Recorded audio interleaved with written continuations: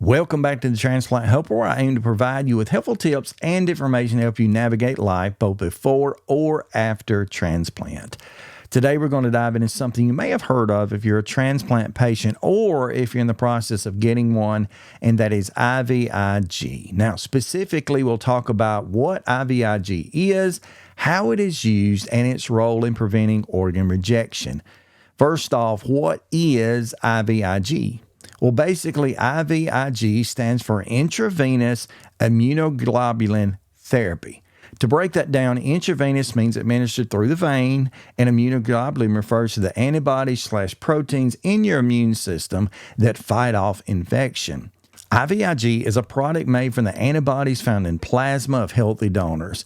It's a collection of antibodies that can help to support or modify your immune system. In simplistic terms, IVIG can either help to boost or to help tone down the activity if it's being too aggressive, which is what we'll focus on when it comes to organ rejection. How is IVIG used for organ rejection, you might ask? One of the primary concerns after receiving an organ transplant is rejection. Your immune system sometimes mistakenly attacks the new organs as if they were harmful invaders in your body, and that's where IVIG plays a very important role. IVIG can help prevent and or treat both acute and chronic rejection. Acute rejection happens early on when your body first recognizes there's a foreign object inside of it, while chronic rejection can happen over time as your body slowly builds its defense against that transplanted organ. In cases of antibody metadata rejection, when your body produces harmful antibodies that will target your transplanted organ, IVIG is often used to neutralize those antibodies, essentially lowering the chances of your body attacking that new organ. IVIG helps to reset or modulate your immune system so that it becomes more tolerant to the new organ and less likely to reject. Now you might wonder, why IVIG? Aren't there other treatments for rejection? Yes, there are.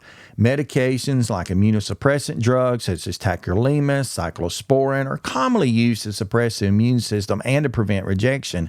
However, in some cases when antibodies are involved, traditional immunosuppressants may not be enough. IVIG is used alongside of these medications to help to target that specific antibody that can cause the rejection, making it a powerful addition to your treatment plan. What should you expect during an IVIG treatment? IVIG treatments are given typically through an IV drip, usually in the hospital or an outpatient clinic. It does take several hours, and depending on the dosage and how your body reacts to it, most patients will receive these infusions over the course of a few days. They also may need follow-up treatments in order to maintain that protection against rejection. Your transplant team will monitor you very closely during the process to ensure that everything goes smoothly. It's a pretty safe treatment, but like any other medical procedure, there are some potential side effects. Now, let's talk about some of those common side effects I mentioned. IVIG is generally well tolerated, as I said, but it can come with some side effects, especially during or after the infusion. Here are some things to watch for. Number one, most commonly, headaches. Headaches are the most common side effect, and some people experience mild to severe headaches even during or shortly after the infusion.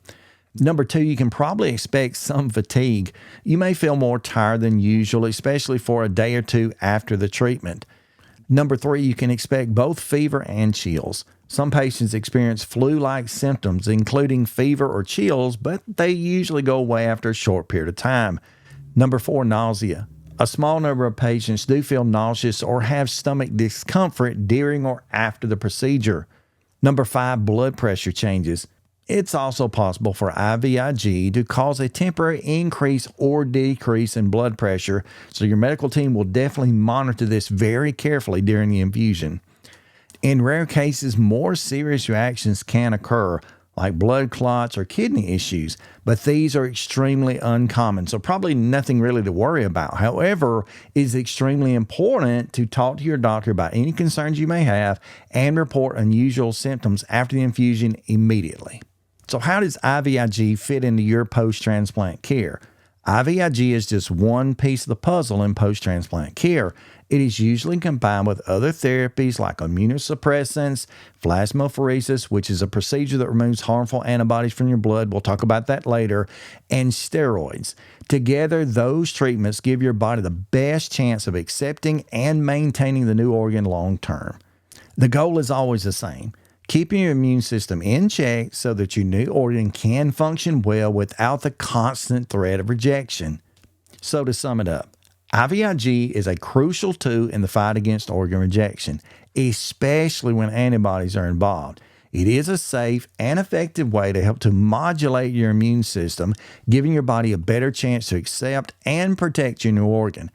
If you're someone who has recently received a transplant or waiting for one, make sure that you talk to your team about all the tools available to you, including IVIG, and how they fit into your personalized care plan.